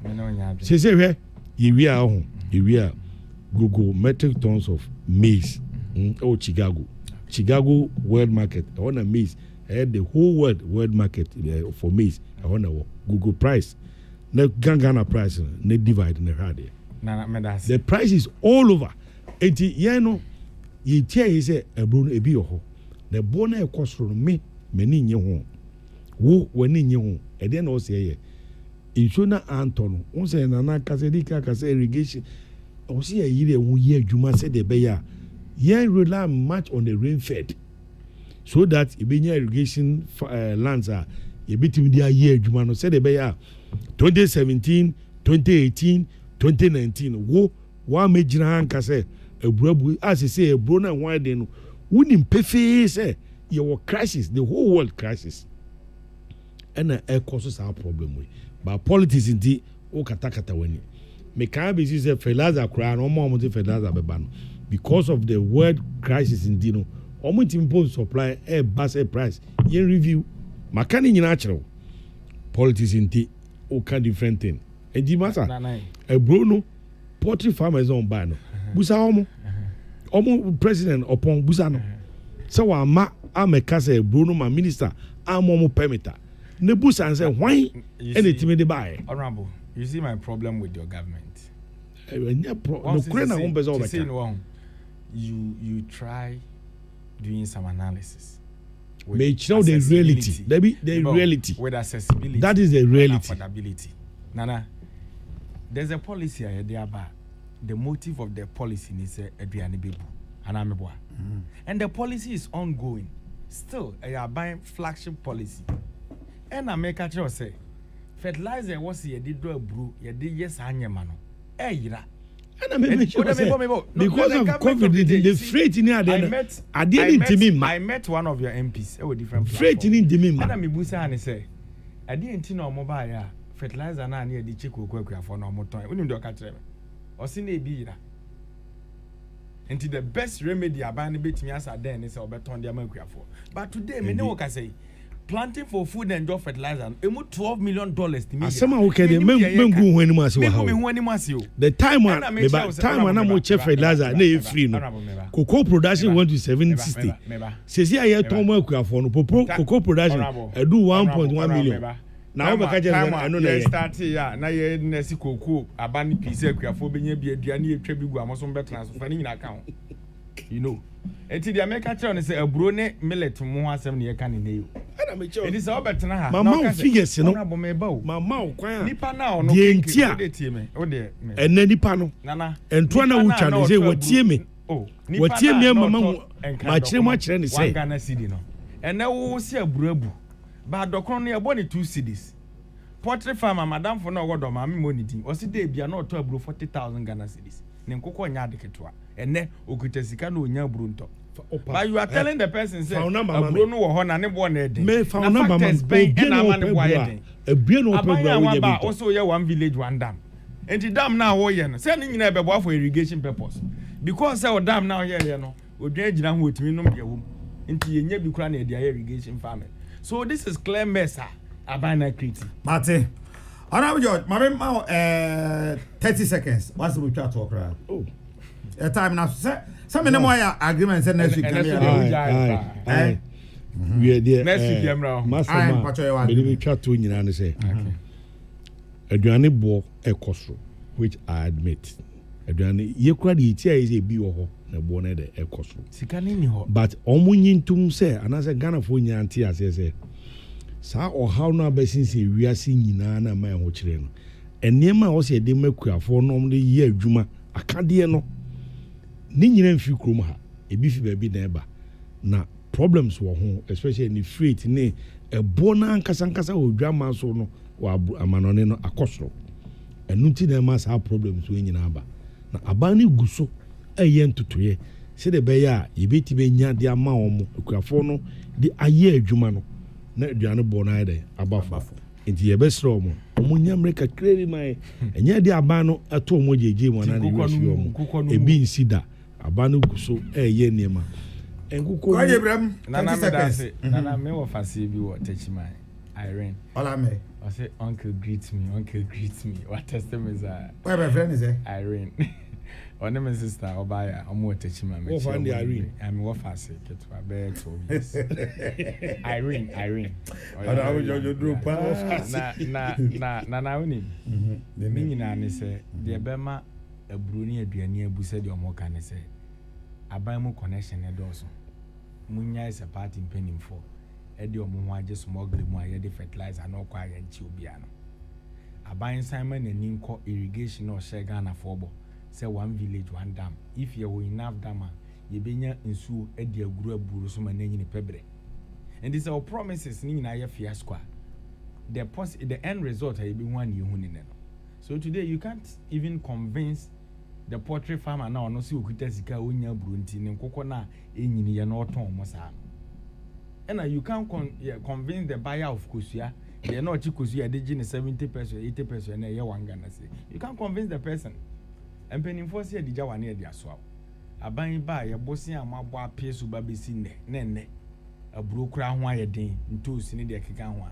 Honorable and Ogawa for your government. So they should set up a bucra. Yet you say it's in a and I want to be okay. That be Secondis in our horse at Tabia, now upon Yen Bibia. Eh, Nahana is doing them. Can't even manage a deal with that.